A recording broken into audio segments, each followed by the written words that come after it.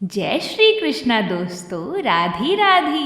कल हम सभी ने श्री रामचंद्र जी की जन्म कथा को श्रवण किया। आज हम सभी राम जी की उस लीला को सुनेंगे जिसमें समस्त लोगों के हितार्थी हमारे श्री राम जी ने ताड़ का वध किया और देवी अहिल्या जी का उद्धार किया। आइए कथा को प्रारंभ करते हैं। बोलिए भगवान श्री राम की जय हो। अब आगे की कथा मन लगाकर सुनिएगा। ज्ञानी महामुनि विश्वामित्र जी वन में शुभ आश्रम जानकर बसते थे, जहाँ वह मुनि जप यज्ञ और योग करते थे, परंतु मारीच और सुबाहु से बहुत डरते थे। यज्ञ देखते ही राक्षस दौड़ पड़ते थे और उपद्रव मचाते थे, जिससे मुनि बहुत दुख पाते थे। विश्वामित्र जी के मन में चिंता छा गई थी कि ये पापी राक्षस भगवान के बिना नहीं मरेंगे। तब श्रेष्ठ मुनि जी ने मन में विचार किया कि प्रभु ने पृथ्वी का भार हरने के लिए अवतार लिया है। इसी बहाने जाकर मैं उनके चरणों का दर्शन करूं और विनती करके दोनों भाइयों को ले आऊं। जो ज्ञान वैराग्य और सब गुणों के धाम हैं, उन प्रभु को मैं नेत्र भरकर देखूंगा। बहुत प्रकार से मनोरथ करते हुए जाने में देर नहीं लगाई। सरयू जी के जल में स्नान करके वह राजा के दरवाजे पर पहुंचे। राजा ने जब मुनि का आना सुना, तब वह ब्राह्मणों के समाज को साथ लेकर उनसे मिलने चले। दंडवत करके मुनि का सम्मान करते हुए उन्हें लाकर अपने आसन पर बैठाया। चरणों को धोकर बहुत पूजा की और कहा, मेरे समान धन्य आज दूसरा कोई नहीं है। फिर अनेक प्रकार के भोजन करवाए, जिससे श्रेष्ठ मुनि ने अपने हृदय में बहुत ही हर्ष प्राप्त किया। फिर राजा ने चारों पुत्र को मुनि के चरणों पर डाल दिया, उनसे प्रणाम कराया। श्री रामचंद्र जी को देखकर मुनि अपनी देह की सुध बुध भूल गए। वह श्री रामचंद्र जी के मुख की शोभा देखते ही ऐसे मग्न हो गए, मानो चकोर पूर्ण चंद्रमा को देखकर लुभा गया हो।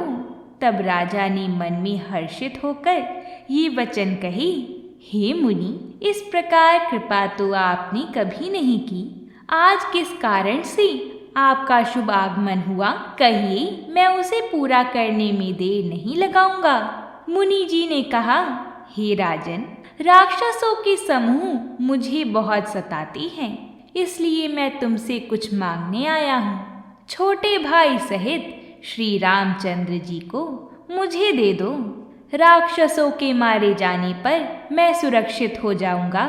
हे राजन, प्रसन्न मन से इनको दो, मोह और अज्ञान को छोड़ दो। हे स्वामी, इससे तुमको धर्म और सुयश की प्राप्ति होगी और इनका परम कल्याण होगा। इस अत्यंत अप्रिय वाणी को सुनकर राजा का हृदय कांप उठा और उनके मुख की कांति फीकी पड़ गई। उन्होंने कहा, हे ब्राह्मण, मैंने बहुत मुश्किल से ये 4 पुत्र पाए हैं। आपने विचार कर बात नहीं कही। हे मुनि, आप पृथ्वी, गौ, धन और खजाना मांग लीजिए। मैं आज बड़े हर्ष के साथ अपना सर्वस्व दे दूंगा। देह और प्राण से अधिक प्यारा कुछ भी नहीं होता, मैं उसे भी एक पल के लिए दे दूंगा। सभी पुत्र मुझे प्राणों के समान प्यारे हैं। उनमें भी हे प्रभु, राम को तो किसी भी प्रकार से देता नहीं बनता। कहाँ अत्यंत डरावने और क्रूर राक्षस और कहाँ परम किशोर अवस्था की मेरे सुंदर पुत्र। प्रेम रस में सनी हुई राजा की वाणी सुनकर ज्ञानी मुनि विश्वामित्र जी ने हृदय में बड़ा हर्ष माना। तब वशिष्ठ जी ने राजा को बहुत प्रकार से समझाया, जिससे राजा का संदेह नाश को प्राप्त हुआ। राजा ने बड़े ही आदर से दोनों पुत्रों को बुलाया और हृदय से लगाकर बहुत प्रकार से उन्हें शिक्षा दी।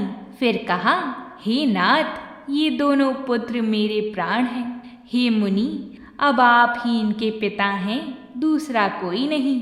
राजा ने बहुत प्रकार से आशीर्वाद देकर पुत्रों को ऋषि के हवाले कर दिया। फिर प्रभु माता के महल में गई और उनके चरणों में सिर नवाकर चली। पुरुषों में सिंह रूप राम जी मुनि का भय हरने के लिए प्रसन्न होकर चली। वह कृपा के समुद्र, धीर बुद्धि और संपूर्ण विश्व के कारण के भी कारण हैं। भगवान के लाल नेत्र हैं, चौड़ी छाती और विशाल भुजाएं हैं। नील कमल और तमाल के वृक्ष की तरह श्याम शरीर है। कमर में पीतांबर पहने और सुंदर तरकस कसे हुए हैं। दोनों हाथों में सुंदर धनुष और बाण हैं। श्याम और गौर वर्ण के दोनों भाई परम सुंदर हैं। विश्वामित्र जी को महान निधि प्राप्त हो गई। वह सोचने लगी, मैं जान गया कि प्रभु ब्राह्मणों के भक्त हैं। मेरे लिए भगवान ने अपने पिता को भी छोड़ दिया। मार्ग में चले जाते हुए मुनि जी ने ताड़का को दिखलाया। शब्द सुनते ही वह क्रोध करके दौड़ी। श्री रामचंद्र जी ने एक ही बाण से उसके प्राण हर लिए और दीन जानकर उसको निज पद दिया। तब ऋषि विश्वामित्र जी ने प्रभु को मन में विद्या का भंडार समझते हुए भी लीला को पूर्ण करने के लिए ऐसी विद्या दी जिससे भूख प्यास ना लगे और शरीर में अतुलित बल और तेज का प्रकाश हो। सब अस्त्र और शस्त्र समर्पण करके मुनि प्रभु श्री रामचंद्र जी को अपने आश्रम में ले आई और उन्हें परम हित जानकर भक्ति पूर्वक कंद मूल और फल का भोजन कराया। सवेरे श्री रघुनाथ जी ने मुनि से कहा, आप जाकर निडर होकर यज्ञ कीजिए। यह सुनकर सब मुनि हवन करने लगे। यह समाचार सुनकर मुनियों का शत्रु मारीच अपने सहायकों को लेकर दौड़ा। श्री राम जी ने बिना फल वाला बाण उसको मारा, जिससे वह 100 योजन के विस्तार वाली समुद्र के पार जा गिरा। फिर सुबाहु को अग्नि बाण मारा। इधर छोटे भाई लक्ष्मण जी ने राक्षसों की सेना का संहार कर डाला। इस प्रकार श्री राम जी ने राक्षसों को मारकर ब्राह्मणों को निर्भय कर दिया। तब सारे देवता और मुनि स्तुति करने लगे। श्री रघुनाथ जी ने वहाँ कुछ दिन और रहकर ब्राह्मणों पर दया की। भक्ति के कारण ब्राह्मणों ने उन्हें पुराणों की बहुत सी कथाएं कहीं। यद्यपि प्रभु सब जानते हैं। फिर मुनि ने आदर पूर्वक समझाकर कहा, हे प्रभु, चलकर एक चरित्र देखिए। रघुकुल के स्वामी श्री रामचंद्र जी धनुष यज्ञ की बात सुनकर मुनि श्रेष्ठ विश्वामित्र जी के साथ प्रसन्न होकर चले। मार्ग में एक आश्रम दिखाई पड़ा। वहाँ पशु पक्षी और कोई भी जीव जंतु नहीं था। पत्थर की एक शिला को देखकर प्रभु ने पूछा। तब मुनि ने विस्तार पूर्वक सब कथा कही। गौतम मुनि की स्त्री अहिल्या शापवश पत्थर की देह धारण किए बड़े धीरज से आपके चरण कमलों की धूलि चाहती है। हे रघुवीर, इस पर कृपा कीजिए। श्री रामचंद्र जी की पवित्र और शोक को नाश करने वाली चरणों का स्पर्श पाते ही सचमुच वह तपोमूर्ति अहिल्या प्रकट हो गई। भक्तों को सुख देने वाली श्री रघुनाथ जी को देखकर वह हाथ जोड़कर सामने खड़ी रह गईं। अत्यंत प्रेम के कारण वह अधीर हो गईं। उनका शरीर पुलकित हो उठा। मुख से वचन कहने में नहीं आती। वह अत्यंत बड़भागिनी अहिल्या प्रभु के चरणों से लिपट गई और उनके दोनों नेत्रों से प्रेम और आनंद के आंसुओं की धारा बहने लगी। फिर उन्होंने मन में धीरज धरकर प्रभु को पहचाना और श्री रघुनाथ जी की कृपा से भक्ति प्राप्त की। तब अत्यंत निर्मल वाणी से उन्होंने स्तुति प्रारंभ की। हे ज्ञान से जानने योग्य श्री रघुनाथ जी, आपकी जय हो। मैं अपवित्र स्त्री हूँ और हे प्रभु, आप जगत को पवित्र करने वाले, भक्तों को सुख देने वाले और रावण के शत्रु हैं। हे कमल नयन, हे संसार के भय से छुड़ाने वाली, मैं आपकी शरण आई हूँ। मेरी रक्षा कीजिए, रक्षा कीजिए। मुनि ने जो शाप मुझे दिया सो बहुत ही अच्छा किया। मैं उसी अत्यंत अनुग्रह मानती हूँ कि जिसके कारण मैंने संसार से छुड़ाने वाली श्री हरि यानी आपको नेत्र भर कर देखा। इसी आपके दर्शन को शंकर जी सबसे बड़ा लाभ समझते हैं।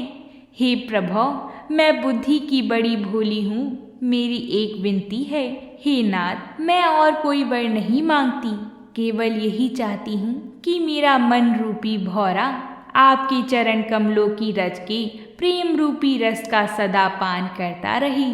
जिन चरणों से परम पवित्र देव नदी गंगा जी प्रकट हुई, जिन्हें शिव जी ने सिर पर धारण किया और जिन चरण कमलों को ब्रह्मा जी पूजते हैं, कृपालु हरि यानी आपने उन्हीं को मेरे सिर पर रखा। इस प्रकार बार बार भगवान के चरणों में गिरकर जो मन को बहुत ही अच्छा लगा, उस वर को पाकर गौतम जी की स्त्री अहिल्या आनंद में भरी हुई पति लोक को चली गईं। प्रभु श्री रामचंद्र जी ऐसे दीन बंधु और बिना ही कारण दया करने वाले हैं। तुलसीदास जी कहते हैं, हे मन, तू कपट जंजाल छोड़कर उन्हीं का भजन कर। बोलिए भगवान श्री रामचंद्र जी महाराज की जय हो। तुलसीदास जी महाराज की जय हो। हनुमान जी महाराज की जय हो। आज की कथा हम यहीं पूर्ण करते हैं। आप सभी को ये कथा कैसी लगी हमें कमेंट बॉक्स में लिखकर ज़रूर बताइएगा। और अगर आप भी भगवान श्री रामचंद्र जी के भक्त हैं तो कमेंट बॉक्स में जय श्री राम ज़रूर लिखिएगा, जिससे भगवान की कृपा हम पर और आप पर हमेशा बरसती रही। और वीडियो अच्छी लगी हो तो वीडियो को एक लाइक ज़रूर करिएगा। साथ ही इस कथा को ज़्यादा से ज़्यादा शेयर करिएगा ताकि भगवान की कृपा सभी पर हो, क्योंकि इन कथाओं का श्रवण पाठन हर कोई नहीं कर पाता। भगवान की कृपा से ही इन कथाओं का श्रवण सुलभ हो पाता है। तो प्रेम से बोलिए जय श्री राम।